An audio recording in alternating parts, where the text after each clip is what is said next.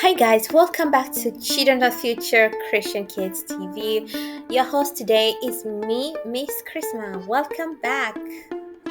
Today we are going to talk about the story of the wisest king ever lived, King Solomon. King Solomon the wisest. Cut the baby in half story and build a temple for the Lord story. King Solomon is a son of a great King David. King David was loved by God. He was known as a king who was after God's own heart. God anointed David to be king when he was still really little. He was a shepherd little boy who defeated Goliath, a giant. So his son is King Solomon, successor to the throne. And God had told King David to take down the instructions on how to build the temple for him and be the one building the temple, rather his successor, who is King Solomon. So we know that King David passed away and King Solomon took over the throne. King Solomon was one of the wisest kings ever lived. He was loved by God since the day he was born. He could ask for one thing. What would that thing be? So King Solomon told God to grant him wisdom so he can be a great ruler for his kingdom. God was so impressed for that. He had an opportunity.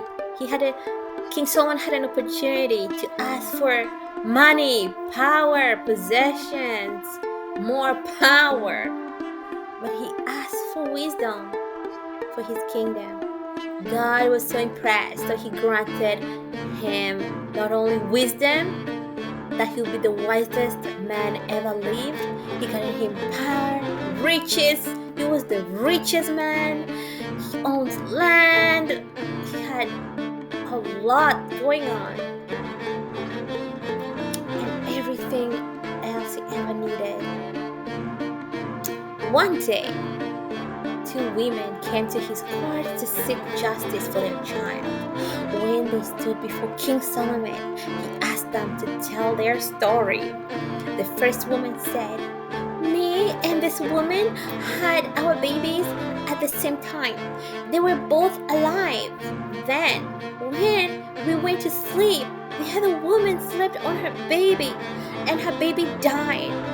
And so she decided to sneak into my chambers and exchange her baby with my live baby. When I got up in the morning, I saw my baby not only didn't look like my baby, the baby looked different, but the baby was ice cold dead. Then when I saw her baby, the baby looked exactly like my baby I had given birth to, and not a daddy baby."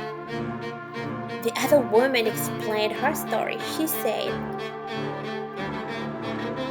"My baby was with me the whole time, and the baby that is alive is my real baby. That the other woman's baby was the one that died. My baby is a living baby, not a dead baby." So King Solomon thought for a bit and asked for a baby to be divided in half by cutting the baby, so each of them can have a piece of a baby.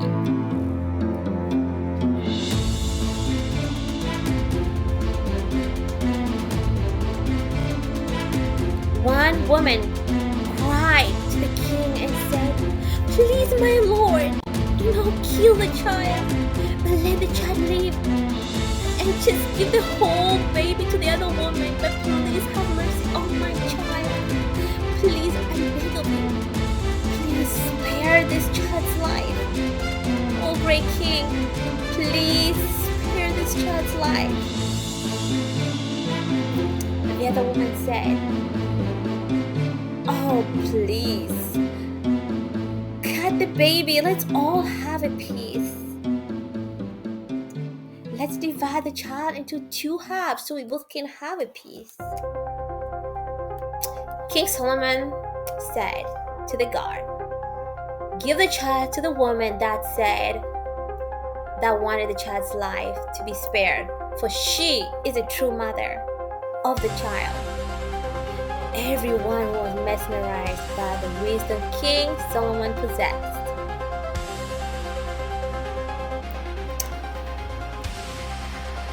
As God promised King David that his descendant will have to build a temple for him to dwell in, King Solomon is the one who took up the assignment to build a temple for the Lord to dwell in it.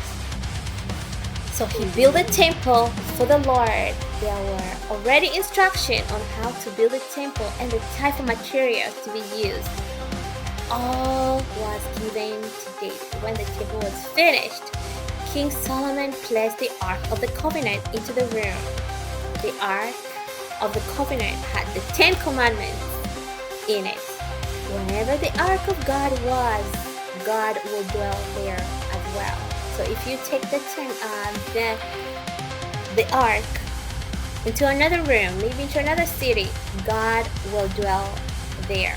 People came to worship God at the temple, and God was very pleased by the temple King Solomon built for him.